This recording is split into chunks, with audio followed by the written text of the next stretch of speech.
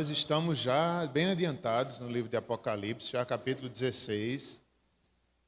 Vocês sabem, nós temos estudado essa coleção aqui, 3 volumes do Exposição de Apocalipse, do Leandro Lima.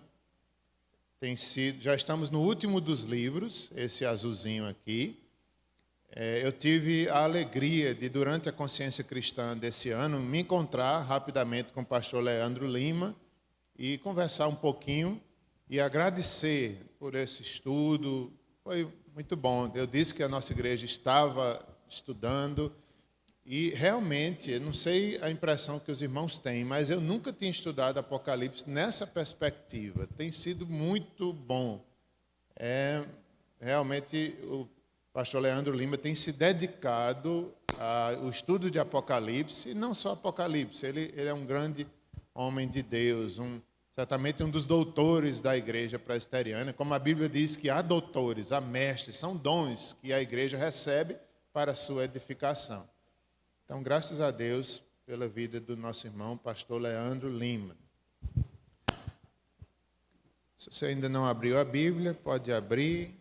Mesmo quem está em casa, deve procurar se esforçar, manter a atenção, a santidade do nome de Deus. Não devemos tomar o nome de Deus em vão. Até mesmo nisso se reflete a nossa atenção, nossos pensamentos, a forma que a gente se comporta, melhor dizendo, no culto.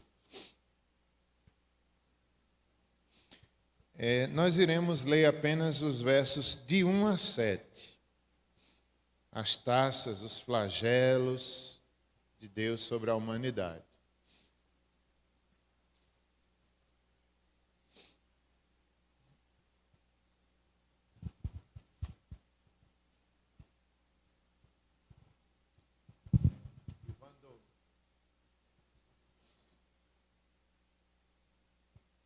Os irmãos que estão em casa também poderão participar ativamente.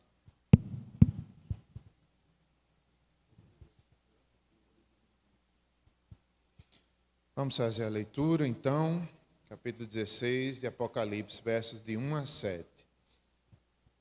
Ouvi, vinda do santuário, uma grande voz, dizendo aos 7 anjos: Ide e derramai pela terra as 7 taças da cólera de Deus. Saiu, pois, o primeiro anjo e derramou a sua taça pela terra. E os homens, portadores da marca da besta e adoradores da sua imagem, sobrevieram úlceras malignas e perniciosas. Derramou o segundo a sua taça no mar, e este se tornou em sangue como de morto. E morreu todo ser vivente que havia no mar.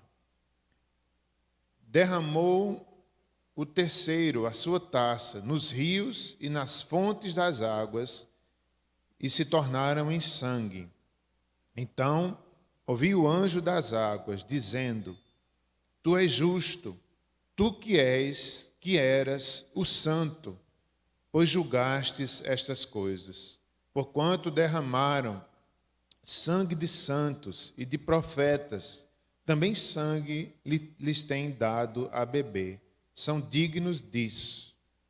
Ouvi do altar que se dizia: Certamente, ó Senhor Deus Todo-Poderoso, verdadeiros e justos são os teus juízos. Oremos mais uma vez. Senhor, dá-nos discernimento, dá-nos compreensão, continua a nos abençoar com esse estudo. Agradecemos pelo dom que pastor Leandro Lima tem de estudo, de compreensão da palavra, certamente como um dos doutores, como a tua palavra diz, que tem pessoas que têm esse dom.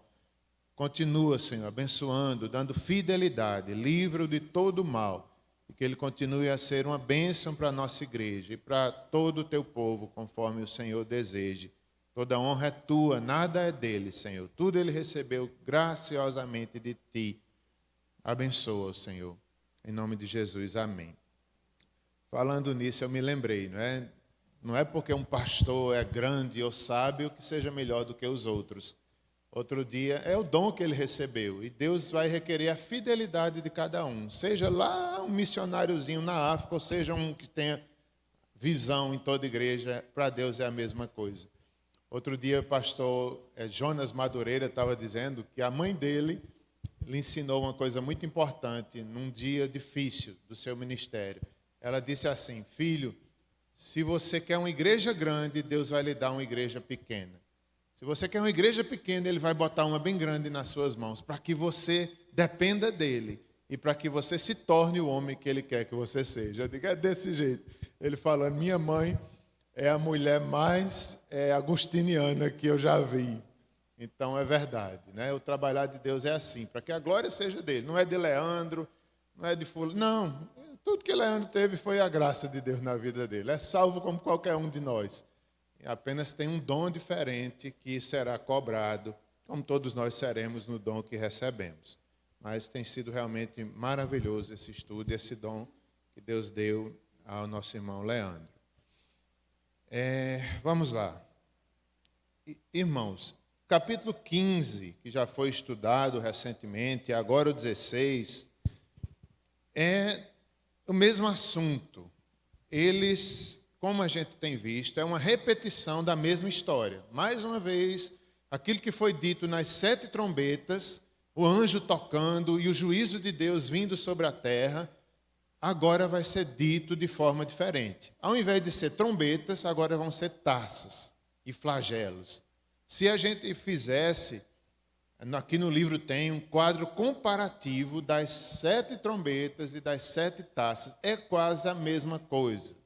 Vai ter algum acréscimo aqui, que, na verdade, as trombetas, elas são o juízo de Deus, digamos assim, começando aqui nas taças, é o juízo pleno. Já enquanto nas trombetas, 1/3 da terra foi afetado, agora toda a terra será afetada com a taça da ira de Deus. Então, essa é a história de Apocalipse. É uma repetição a mais. 7 vezes são contadas a mesma história da redenção e da salvação. E aqui é uma dessas 7 vezes. E aqui realmente, nós vamos ver algo terrível. É da gente se admirar. Como é que Deus, um Deus tão santo, Ele vai permitir isso acontecer, mas é a sua justiça, é a sua santidade. Deus é justo, mesmo quando permite coisas terríveis acontecer. Então, são capítulos, esse 16 especialmente, que é o que a gente vai ver hoje, apenas 7 versículos, os irmãos vão ver como é forte. É a justiça de Deus sobre a humanidade, sobre os ímpios. Enquanto isso, o povo de Deus, selado por Deus, está guardado. É a vingança do Senhor sobre os mártires. Aqueles que foram mortos por esse mundo agora serão vingados. O próprio Deus defenderá a sua honra, a sua glória. A igreja sofreu, mas há um Deus que defende e abençoa a igreja. Mais uma vez nós vamos ver que nós somos chamados a ser fiéis até a morte. Aconteça o que acontecer na nossa vida, o chamado é de fidelidade. Sejam fiéis, não se iludam com a glória deste mundo. Não se iludam com as idolatrias, com as oportunidades. Aqui tem muito a ver com dinheiro, tem muito a ver com fama, tem muito a ver com aqueles irmãos primeiros ali das 7 igrejas da Ásia, né? Eles eram tentados a se afastar de Cristo para ter vantagens. Chegava ao ponto, se eles fossem fiéis, eles nem compravam nem vendiam. Então, aqui essa parte é uma resposta de Deus para isso. É uma resposta de que vale a pena ser fiel. Capítulo 16 é uma resposta para aquela igreja e para todos nós, que um dia o Senhor fará justiça.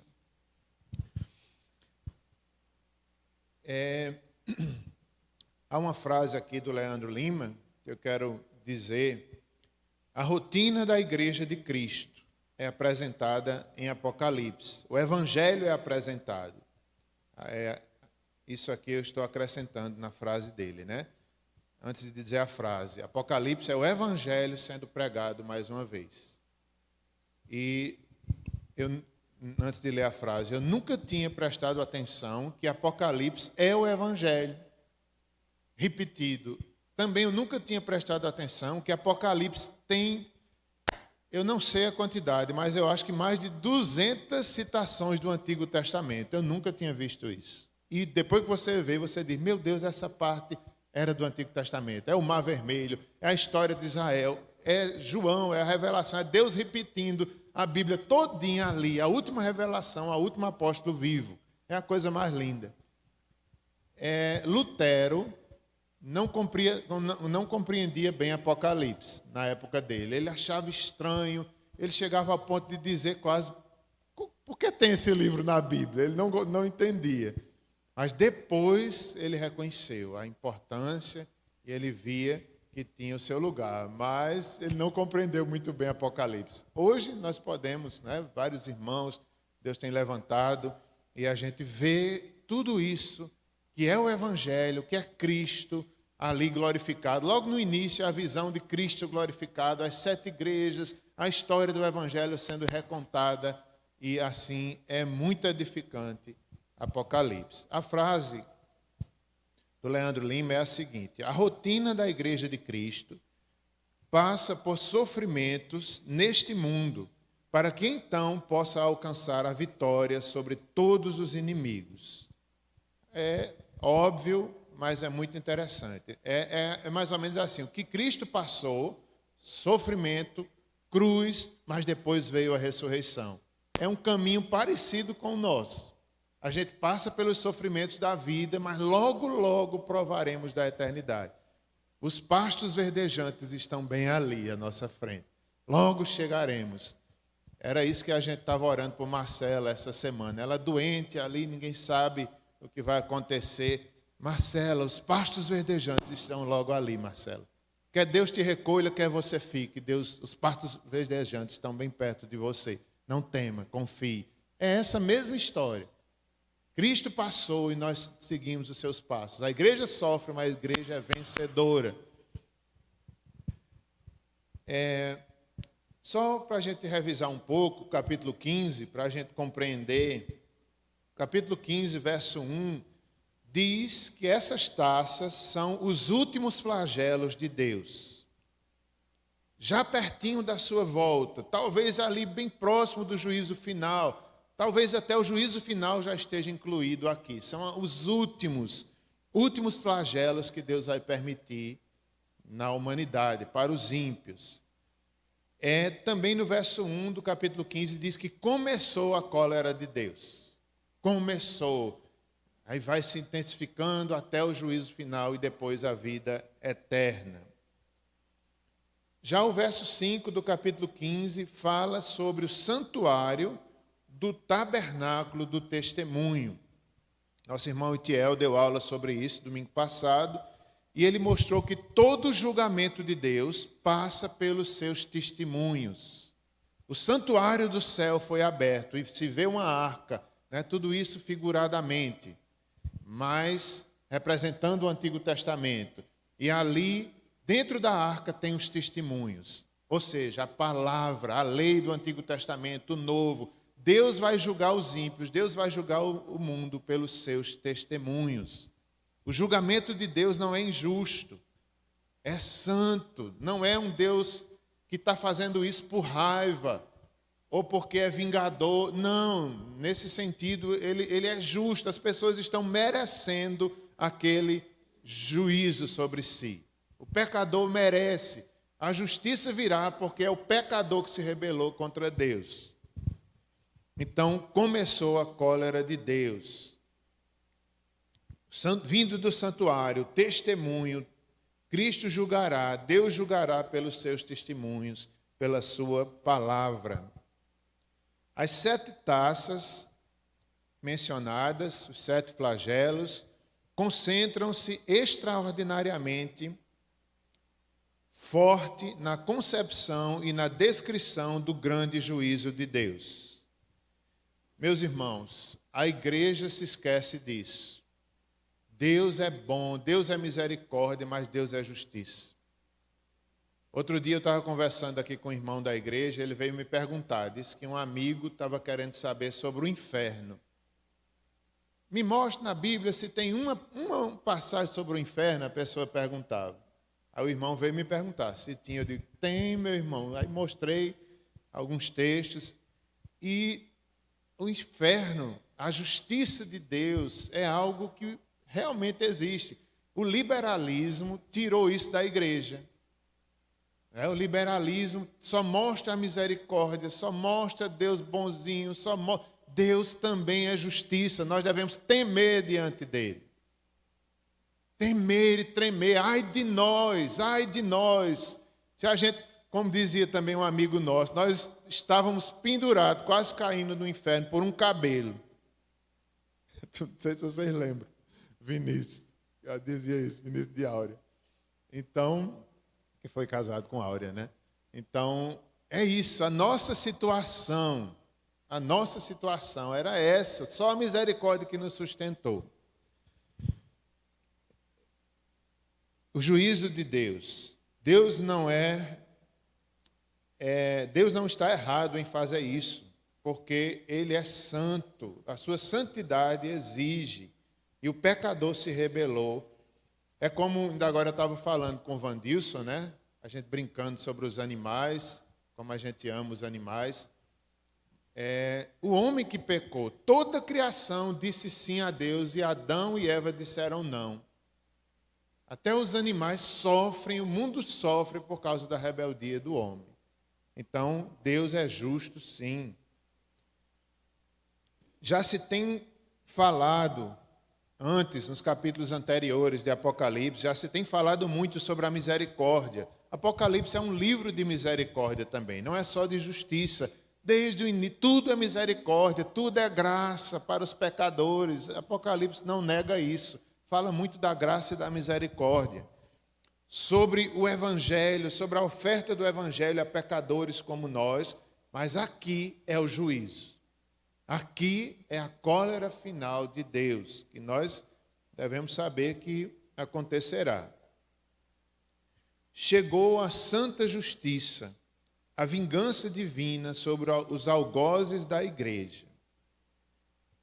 Veja que aqui mostra que Deus vai defender a sua igreja. Lembra que um dia Deus defendeu a sua igreja ali na estrada de Damasco, quando Paulo iria perseguir a igreja. Jesus defende a igreja. Aquele que persegue a igreja me persegue. De forma muito mais abrangente, um dia Deus vai defender a igreja. Deus vai frear o mal de forma definitiva. Flagelos aqui são palavras muito fortes nesse capítulo 16. Os 7 flagelos de Deus. No grego, é algo como um golpe de açoite. É um golpe sobre o mal, o golpe final de Deus para destruir todo o mal. São esses flagelos. Cada flagelo, Deus está defendendo o seu povo e trazendo ali a recompensa para os maus e defendendo aqueles que são selados por Deus, pelo Espírito Santo. Há um sentido também na palavra flagelo de pragas ou pestes, grande mortandade. É como as pragas do Egito. Nesse capítulo a gente vai ver que é uma comparação, o que aconteceu no Egito, aqui vai acontecer de forma em toda a terra. É como se ali as pragas do Egito fossem uma pequena demonstração do que um dia vai acontecer em todo o mundo. Então, essa palavra flagelos tem a ver com pragas e pestes, com grande mortandade dos ímpios, grande e terrível destruição viria por mãos daqueles anjos. Em Apocalipse aparecem muitos anjos, e os anjos executam aquilo que Deus manda. Mas vários anjos, aqui são 7 anjos, talvez os mesmos, desde o início, talvez sejam os mesmos, talvez outros anjos, cada um ali cumpria o que Deus mandava. Vamos dar uma olhadinha agora nos versos 1 e 2, até o 7. Mas primeiramente vamos ver 1 e 2 agora do capítulo 16. Diz assim, primeiro flagelo. ouvi, vinda do santuário, uma grande voz, dizendo aos 7 anjos: Ide e derramai pela terra as 7 taças da cólera de Deus. Saiu, pois, o primeiro anjo e derramou a sua taça pela terra, e aos homens portadores da marca da besta e adoradores da sua imagem sobrevieram úlceras malignas e perniciosas.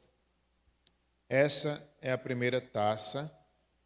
Interessante observar que Deus ordena que os anjos saiam e eles cumprem o que Deus manda. Os anjos são obedientes, mensageiros. Deus mandou, eles fazem.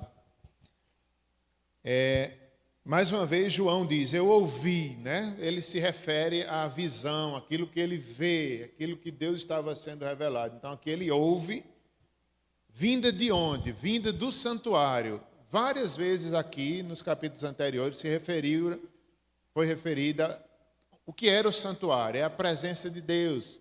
O santuário foi aberto, viram a arca. Depois do santuário também vinham ali as ordens de Deus. É a presença de Deus. No Antigo Testamento era o tabernáculo, o templo. Aqui é o trono de Deus. Também nós vimos que Deus governa, Deus tem um trono. Então é de lá que partem as ordens, vindo do santuário. Uma grande voz. Provavelmente a voz de Deus ou a voz de outro anjo, certamente a voz de Deus, a voz de Cristo, dizendo aos 7 anjos: Ide e derramai pela terra as 7 taças da cólera de Deus. Então é uma ordem: ide e derramai. Chegou a hora. Essa questão de taças, algumas vezes na Bíblia, se refere à misericórdia, mas aqui se refere ao juízo. A taça está cheia. Eu fico imaginando como se fosse aquela taça que vai se enchendo devagarzinho, se enchendo, se enchendo. Quando dá a última gota, chegou a hora. Então, chegou a hora de Deus fazer justiça. E de derramai pela terra as 7 taças da cólera de Deus. Primeira taça, grande voz, mostrando a autoridade, como já disse, provavelmente do próprio Deus. A taça, como já disse, às vezes simboliza a salvação. Nesse caso, fica evidente que o significado dela é exclusivamente a condenação. No grego, significa intensa ira. Intensa ira. A taça é uma intensa ira. Nós estamos lendo aí que foi que aconteceu quando foi derramada a taça. Os homens portadores da marca da besta e os adoradores da sua imagem sobrevieram úlceras malignas e perniciosas. É o castigo para os adoradores da besta, aqueles que não foram fiéis a Cristo, que tinham o número da besta, os desobedientes. Eu lembro que a gente estudou sobre isso, até aquelas pessoas que eram da igreja, mas estavam no mundo e na igreja. Eles queriam ser fiel a Cristo, mas eles queriam as vantagens do Império Romano. Então eles, sem saber, eram marcados pela besta. É o número 666, o selo na testa e na mão, que nós já vimos que é o quê? Que são as nossas ações, quando a gente não é fiel ao Evangelho, isso é o selo da besta. Não é o número em si, não é um código, um chip, uma coisa que a gente vai ser marcado literalmente, mas são nossas ações e nossos pensamentos comprometidos com o mal. Muitos que estavam na igreja, no mundo, na dúvida, já estavam marcados pela besta sem nem saber. Então, esses que eram infiéis e os ímpios agora receberiam a primeira taça, o julgamento de Deus pela infidelidade deles. E, como já disse, era uma intensa ira, úlceras, como na 6ª praga do Egito. Então, veja que parece muito com aquilo que aconteceu no Egito. A 6ª praga aqui é parecido. Logo na primeira aparece, possuem 2 terríveis adjetivos aqui. Essas úlceras são más e malignas. Não é qualquer úlcera, mas é um castigo forte, úlceras más e malignas. Não apenas descreves males físicos ou naturais, como diz Leandro, mas também de caráter satânico, termo comum para descrever Satanás e seus demônios. Nós vemos também em Mateus 6,13, quando nós oramos a oração do Senhor, dominical, o Pai Nosso, livra-nos do maligno. Então, meus irmãos, essas úlceras são muito malignas, tem tudo a ver com caráter satânico. Qual é a ideia que parece estar aqui? É que Satanás enganou as pessoas e depois ainda vai trazer úlceras sobre eles, permitidas por Deus. Quem colocou essas úlceras? Pode ter sido o próprio Deus, mas o próprio Satanás, ali, que enganou as pessoas, agora está trazendo males sobre elas. Úlceras malignas. Não se sabe exatamente se é o diabo que vai fazer isso, mas ele faz isso, como já foi visto em Apocalipse. Sabe aquela ideia de que quem dá sua alma a Satanás, depois ele cobrará? É isso. Satanás engana, Satanás mente, a gente pode, Deus o livre, a gente cair, acreditar nas vantagens dele, depois ele quer somente a alma da pessoa. É mais ou menos isso aqui. Os que forem fiéis, os que negaram a Cristo, agora estão vendo a besteira que fizeram. Foram enganados por riqueza, por grandeza, por poder do Império Romano, e agora estão vendo que era Satanás ali se fazendo de anjo de luz. Agora Satanás mostra a sua verdadeira face e provavelmente manda essas úlceras malignas, más e malignas. Os alvos são os ímpios, não é para o povo de Deus. Os ímpios que vão receber esses flagelos, aqueles que perturbavam a igreja, que vão agora receber. O ímpio, desobediente, o rebelde, agora recebe o primeiro flagelo. Os crentes são alvos da perseguição, das perseguições humanas, de toda tribulação decorrentes disso, mas nunca do juízo de Deus através de seus flagelos, disse Leandro Lima. Isso é tão confortador, meus irmãos.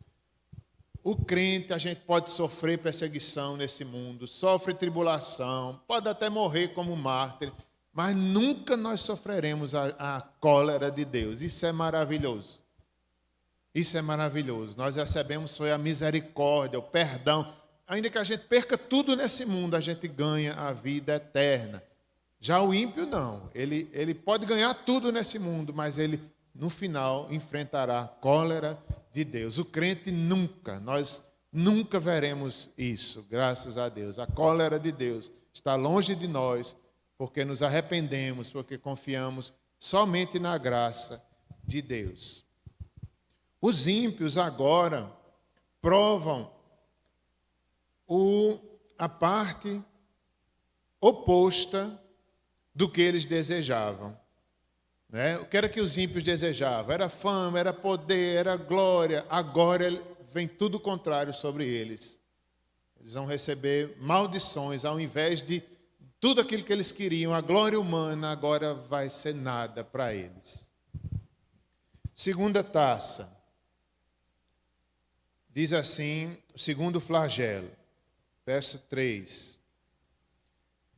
Derramou o segundo anjo, a sua taça no mar, e este se tornou em sangue como de morto, e morreu todo ser vivente que havia no mar. O segundo anjo obedece, derrama a taça como Deus ordenou. E ali parece também com o Egito, não é? Só que o Egito foi o rio que se tornou como sangue, aqui é o mar. Mais na frente, o rio também será afetado. O que é que significa essa segunda taça? É o ataque direto de Deus aos poderes hostis que representados aqui pelo mar. Nós devemos entender que na linguagem apocalíptica muita coisa são símbolos. Então, o mar, em Apocalipse, representam alguns poderes do mal. Veja que uma das bestas surgiu do mar.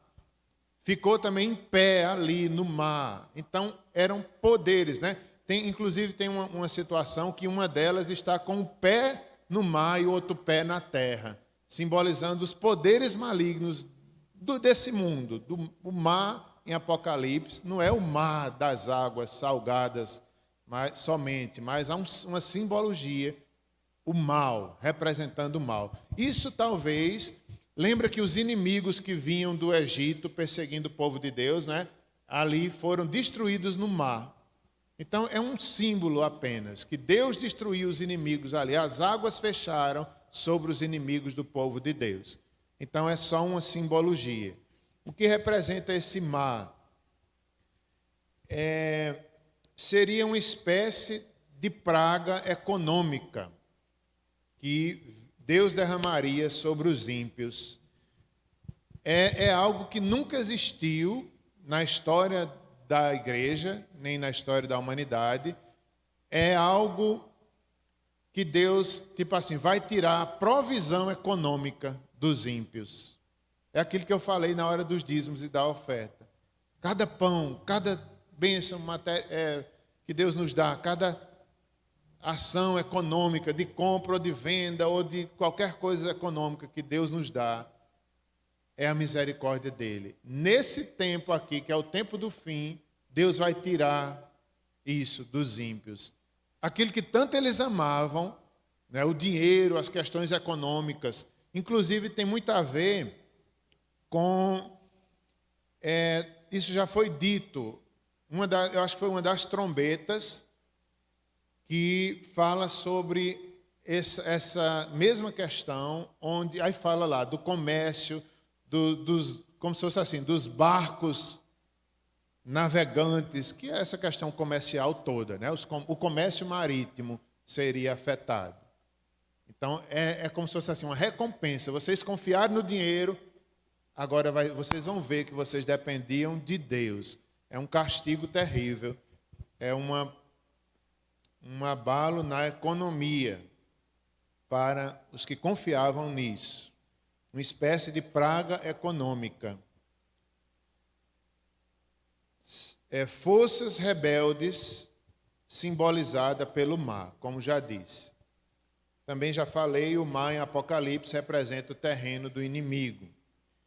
No novo céu e na nova terra, como nós veremos em Apocalipse 21:1, diz que o mar já não existe, pois não haverá mais inimigos no céu. Eu nunca tinha entendido isso. Eu pensava de forma errada quando a Bíblia dizia que na eternidade, na novo céu, na nova terra, o mar não existe. Eu não sei se vocês sabiam.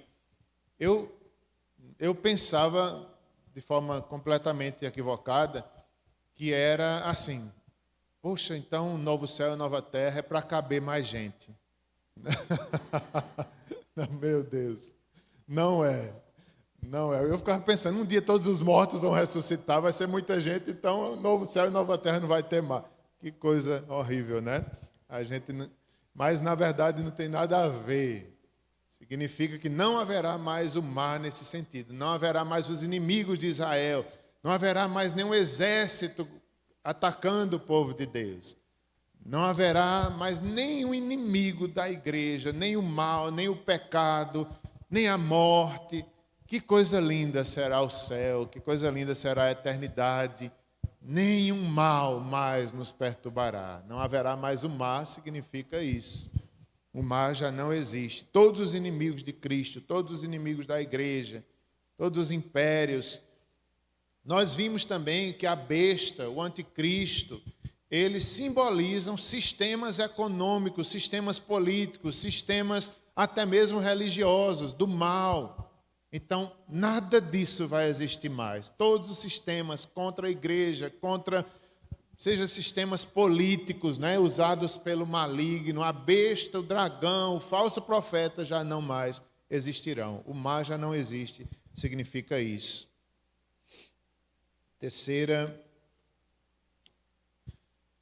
Agora, terceiro flagelo e último que a gente vai ver hoje. Nós vamos parar aqui no terceiro flagelo. Verso 4 diz que derramou o terceiro anjo a sua taça nos rios e nas fontes das águas, e se tornaram em sangue. Então ouvi o anjo das águas dizendo: Tu és justo, tu que eras e que és, o santo, pois julgastes essas coisas. Porquanto derramaram sangue de santos e de profetas, também sangue lhes tem dado a beber. São dignos disso. Ouvi do altar que se dizia: certamente, ó Senhor Deus Todo-Poderoso, verdadeiros e justos são os teus juízos. Terceiro flagelo atinge uma das fontes de subsistência humana. A primeira foi a economia, agora são as águas. Se a gente pensar, né, quanta subsistência humana vem das águas? Muita coisa. Eu até estava pensando naquela cidade, acho que é Petrolina, né? Que Venâncio mora lá. Tem um rio, diz que tem muitas plantações. Eu nunca fui lá, muita coisa boa ali brotou. Imagine se Deus tirasse o rio daquela cidade, seria um prejuízo econômico muito grande. Então é mais ou menos isso. Um dia a economia será atingida e um dia as águas também. A produtividade humana. Ninguém vive muito tempo sem água. Um dos pontos de subsistência humana, a fonte das águas, os rios e as fontes das águas, deve ser visto em direta correlação com o sofrimento dos crentes por causa de sua fidelidade a Deus e por se recusarem a receber a marca da besta. Foram privados desses meios de subsistência, do comércio e da prosperidade aliada à idolatria. Então, irmãos, essa praga tem a ver com isso. A gente deve se lembrar, né, que os crentes daquela época, e nós também, os do final, certamente mais ainda, sofreram porque foram fiéis a Deus. Eles se recusaram a receber a marca da besta. E nós também devemos nos recusar. Por isso eles sofriam. Eles eram privados, não podia se comprar nem vender quem não tivesse a marca da besta. Então, eles foram privados desses meios de subsistência, do comércio e da prosperidade aliada à idolatria. Não é verdade, irmãos? Quantas coisas, às vezes, a gente, para ser fiel a Deus, a gente perde.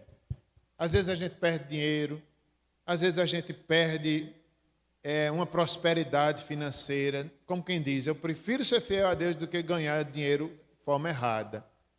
Os crentes passavam por isso, mas aqui é Deus mostrando a verdadeira prosperidade, mostrando que vale a pena perder até dinheiro, se for o caso, mas para ser fiel a Deus. É isso, né? Às vezes, a prosperidade daquela época, das 7 igrejas da Ásia, estava aliada à idolatria. Eles viviam nessa tensão e nessa tentação, o império chamando eles para as orgias, para os cultos idólatras. Se eles fossem, estava tudo bem, não tinha problema nenhum. Agora, se eles se recusassem a adorar o imperador, se eles se recusassem a participar daquelas festas, daqueles cultos pagãos, e muitas vezes ganhava dinheiro, quem fosse, e eles não iam, era um sofrimento para eles. Alguns até morreram, foram martirizados, mas não adoraram o imperador, nem foram buscar essa prosperidade idólatra. E é assim, né, irmãos? Quantas vezes a gente perde nesse mundo para ganhar para Cristo? E às vezes tem a ver com dinheiro também, como diz aqui, o comércio e a prosperidade obtida a partir da idolatria. Idolatria não é só venda de imagens, coisas semelhantes. E muita gente ganha dinheiro com isso, comércio de imagem, né? Algumas cidades aí enriquecem só com vendas de questões assim de idolatria. É muito além disso, é a idolatria do nosso coração. A prostituição, por exemplo, quanta gente ganha dinheiro com a prostituição é uma idolatria. É um tipo de idolatria. A idolatria espiritual é a infidelidade a Deus. Quantos falsos mestres, quantos falsos profetas nessas igrejas aí enriquecem no nome de Deus? É isso aqui. É uma falsa prosperidade, os falsos ensinos, igrejas enriquecendo em nome de Deus. Aqui vai ver que não era Deus. É uma prosperidade obtida pela idolatria. Idolatria do homem, idolatria da igreja, idolatria do dinheiro. Tem igreja que se diz cristã, que na verdade qual é o Deus dele? É o dinheiro, a própria igreja. Só pensa em dinheiro, só pensa em oferta, só pensa em pedir dinheiro do povo. O Deus ali é uma idolatria em nome de Deus. Os crentes jamais... Essa frase aqui, de Leandro também, diz assim, que os ímpios é que vão sofrer isso. Os crentes jamais colocaram a sua confiança nisso, na instabilidade dos recursos naturais, porque seu verdadeiro tesouro está nos céus. Mateus 6, 15 a 20. Enquanto isso, os crentes estão seguros, porque os crentes nunca confiaram na riqueza, nunca confiaram na idolatria, nunca botaram a sua confiança na instabilidade das coisas desse mundo. Então, o crente vai estar seguro. Ainda que ele perca qualquer uma dessas coisas, ele vai estar conformado, porque ele sabe que a maior riqueza dele é Deus. E aqui, meus irmãos, eu fiz uma homenagem à Dona Loura. Me permitam aqui os filhos dela. Quando eu estava estudando isso aqui, eu me lembrei de Dona Loura nas reuniões de oração. Sempre ela dizia isso. O brilho desse mundo eu não tenho mais não, pastor. Eu acho tão lindo ela dizer isso, né? As coisas que antes chamavam a minha atenção não chamam mais não. Tudo isso é passageiro. Eu digo, desse jeito, Dona Loura. Eu me lembrei dela, né? Uma mulher que não se deixa dominar pelas coisas desse mundo. Sabe que a riqueza dela é o céu. Botei aqui o nome, Dona Loura. Dona Loura, que eu lembrei dela. Agora, os versos 5 em diante, é como se fosse uma defesa do anjo. Talvez outro anjo, quando diz aí, então ouvi o anjo das águas, a gente fica sem entender, anjo das águas. É como se fosse assim, o anjo que cuida, que administra as águas. Eu não sabia nem que tinha isso.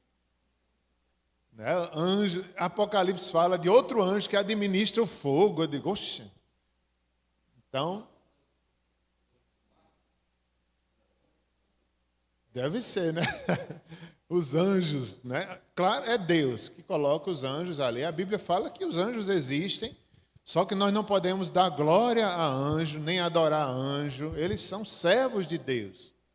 Ninguém deve adorar anjo, mas a gente deve saber que eles são criaturas de Deus e santos ali que Deus usa para cumprir seus propósitos e defender a igreja. Então, provavelmente é outro anjo aqui, o anjo das águas, ele defende Deus. É como se fosse assim, quando o outro anjo derrama a taça, esse anjo é como se ele estivesse dizendo, está certo, Deus está certo em fazer isso.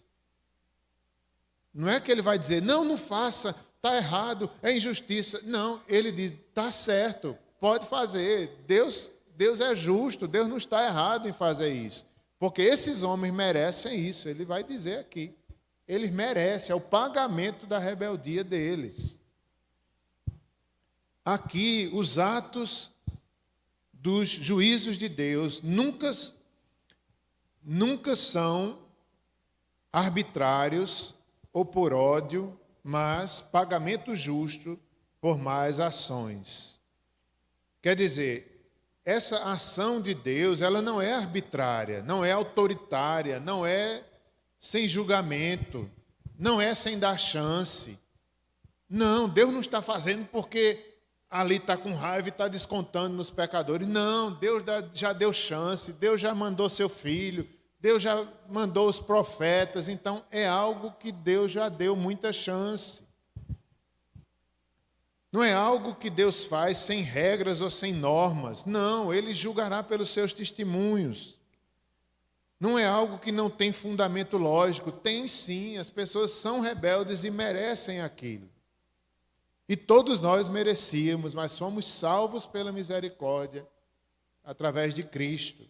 Todos nós merecíamos, mas quem confiar em Cristo será salvo. Como já disse, há uma espécie de defesa da justiça de Deus por parte de um anjo neste momento. Outro anjo administrador das águas, ele não reclama, mas diz ser justo. Como já disse, Apocalipse 14, 18, fala sobre outro anjo que tem poder sobre o fogo. Nós já vimos isso no capítulo 14, verso 18. Anjo agindo e cumprindo as ordens de Deus, não devem ser adorados. É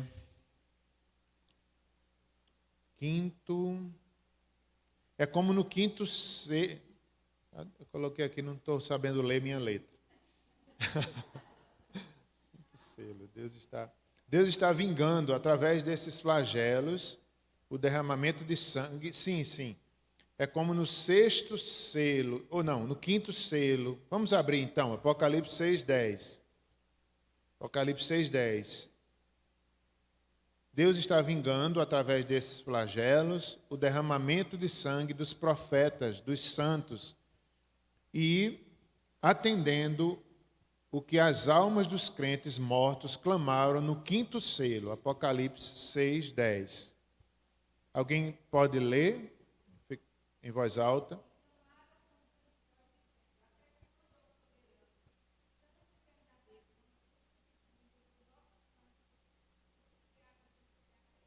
Certo. Nós vimos isso no quinto selo, que os mortos, os mártires, perguntam a Deus: quando é que o Senhor vai fazer justiça sobre o nosso sangue? Eu acho lindo esse texto, né? Mostrando que os mortos continuam ali, tendo personalidade, perguntaram até a Deus, e Deus responde que eles teriam que esperar, que eles esperassem que chegaria a hora que Deus ia defender o sangue deles. No capítulo 16 é a resposta: chegou a hora. Deus está defendendo ali o sangue dos mártires, defendendo a sua igreja. Eles clamaram, perguntando a Deus, e Deus disse que um dia faria justiça para eles, e chegou a hora da justiça. O fim dos tempos não apontam para um período de paz e conforto para a igreja. Aponta para um período de dura perseguição, de terrível sofrimento, mas depois de tudo haverá o grande livramento de Deus. Nós finalizamos com essa frase. Segundo Apocalipse, né, o final dos tempos apontam para não é para um período de paz e conforto para a igreja. Eu fico imaginando, né, esses dias difíceis que a gente tem vivido com a Covid, que é uma coisa tão pequena diante disso aqui que a gente está estudando. Já é difícil, já foi uma coisa que a gente não sabe nem julgar direito o que é verdade, o que não é. As autoridades dizem uma coisa, os médicos dizem outra. Uma coisa, não quero minimizar, mas diante do que vai acontecer no final, isso ainda é pequeno, né? A gente fica assim, imagine no final mesmo.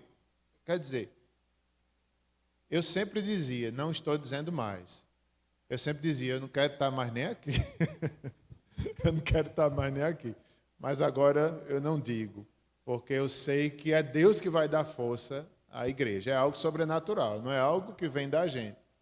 Pastor Hernandes que diz isso, né? Que seja para ser mártir, seja em tempos difíceis, é o Espírito Santo que nos dá força. Não vem de nós não conseguimos, mas Deus nos dá força. Então, nunca mais eu quero dizer isso. Se Deus quiser que eu esteja aqui, Deus me ajude, Deus me ajude, Deus nos ajude, né? Então, é isso. Não é tempo de paz e de conforto para a igreja, mas aponta para um período de dura perseguição, de terrível sofrimento.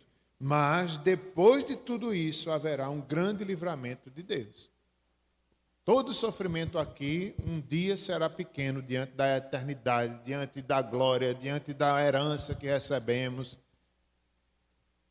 Então, nós temos a certeza da vitória, e nós sabemos qual vai ser o final da história. Deus está com seu povo, Deus está conosco, e assim a história da redenção é contada mais uma vez. Deus vitorioso, o mal será destruído totalmente. Vamos cantar um cântico, fazer uma oração, se vocês tiverem algum cântico. Oremos, irmãos, enquanto nos preparamos para cantar, mas vamos orar. Senhor, como tua palavra é justa, grandes são, Senhor, os teus caminhos. O Senhor nunca foi injusto, nem nunca vai ser. Ajuda-nos a nos submeter, ajuda-nos a confiar que um dia todos os inimigos serão destruídos. Nos entregamos a Ti, Senhor, com temor e tremor. Não merecemos, somos pecadores, merecíamos o castigo, mas o Senhor nos perdoou. O Senhor nos deu uma nova vida, uma viva esperança, a eternidade para aqueles que confiam em Ti. Nada somos, nada temos, Senhor, em nós mesmos. Obrigado por tão grande promessa. Nos ajuda a sermos fiéis, nos ajuda a não nos deixarmos marcar pelo selo da besta, Senhor. Não, nós não queremos, ó Pai. Ajuda-nos a ser fiéis a Ti. Em nome de Jesus, amém.